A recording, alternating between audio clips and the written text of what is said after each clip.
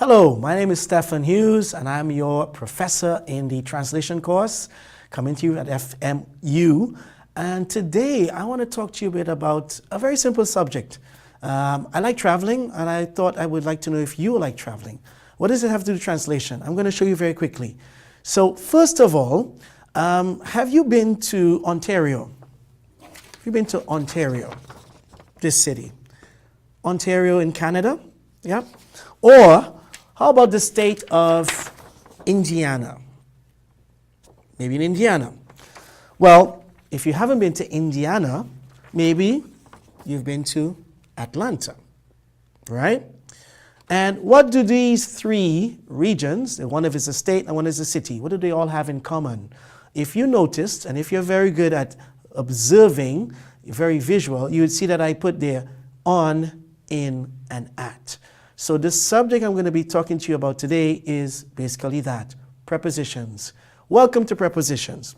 And in our course, you're going to learn how to deal with prepositions, or at least how to overcome the stress that most students have learning prepositions, because it is a crazy thing. Why did I choose on, in, and at? Because in Portuguese, they all translate as just one preposition. And I'm using this to illustrate the fact that there is no one-to-one equivalence between preposition in English and preposition in Portuguese. So our famous on, as you can see here, on, Ontario, in, as in Indiana, right? And at, as in Atlanta, or as some Americans say, Atlanta, but here it's Atlanta. I have there on, in, at, and all of them translate as em, em, the Portuguese em. So I'm showing that I have three prepositions and one in Portuguese for the same three. That makes it difficult for us to understand, difficult for us to guess, to predict when we're going to use at, on, or in, because they all come down to the same thing. So what we're going to be seeing as we go along, and we're going to look in the course when we study the grammar and the vocabulary as well, is that these prepositions are tricky. One, because apart from the traditional, let's say, rules, we think of, okay, I use at when I talk about a point of reference, in if I'm talking about a closed space where I'm now, right? And on if I'm talking about what we call a surface, or if there's some connection between me and that surface. That's really beautiful, wonderful, theoretical, but it doesn't always work out, especially when you talk about idiomatic expressions. And why this is important for us as translators, is because we are looking at it from the idiomatic expressions or idiomatic points. So if I take again on, and I look at things like on time, right, as opposed to in time. What's the difference if I had to explain on time and in time? And in Portuguese, you would say, then it's much easier. I'd say em tempo or a tempo. But still, it doesn't sometimes always make sense if I have to work with that in a translation. If I'm looking at expressions like at your own expense, or in the nick of time, or on the verge of something, all related to time again, but they don't seem to always use the same preposition.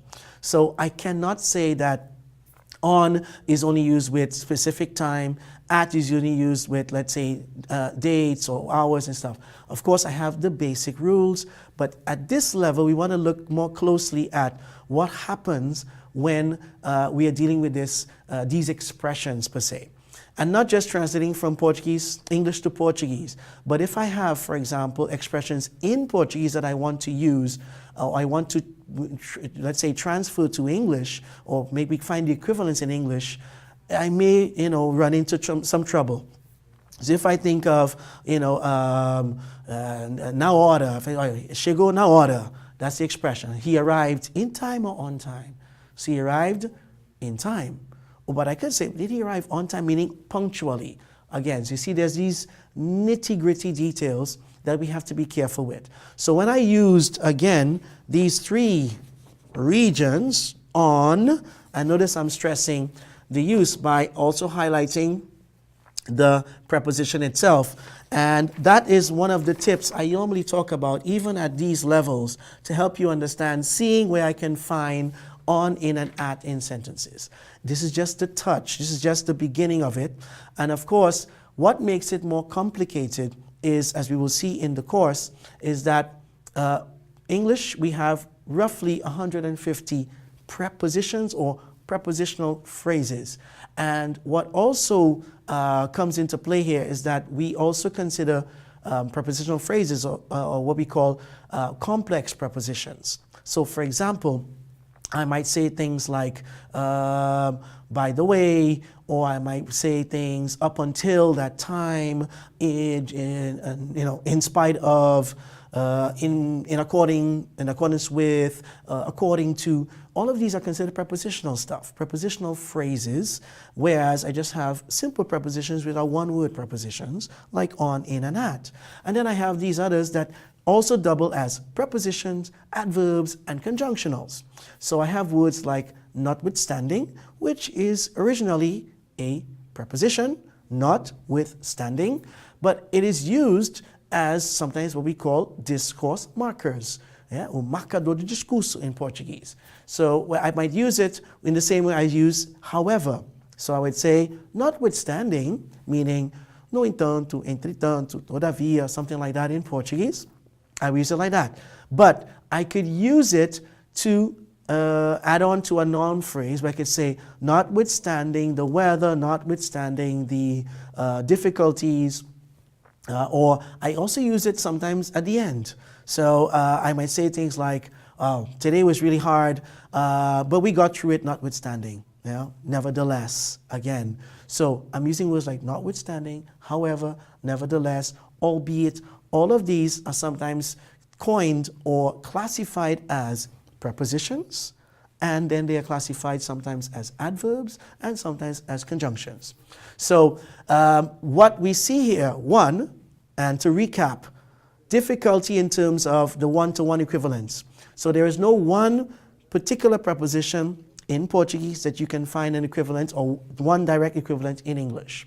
So in addition to our famous on, in, on and in, and at, right? In addition to those, as I saw in these three, I have things like within, inside, beneath, and these nuances of meaning, which are a little more specific, a little more, let's say, intricate.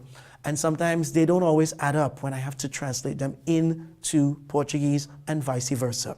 Then I have the idiomatic expressions, which are started by prepositions. So I have things like at your own expense, on the break of dawn, in the nick of time, and so on. And these are idiomatic.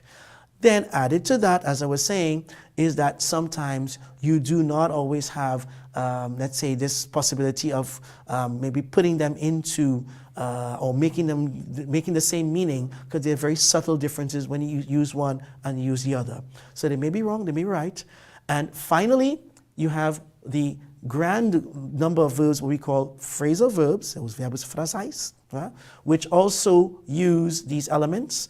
And these elements can be classified as prepositions. As I saw with the example of notwithstanding, they can be prepositions, they can be adverbial sometimes, or what we call discourse markers.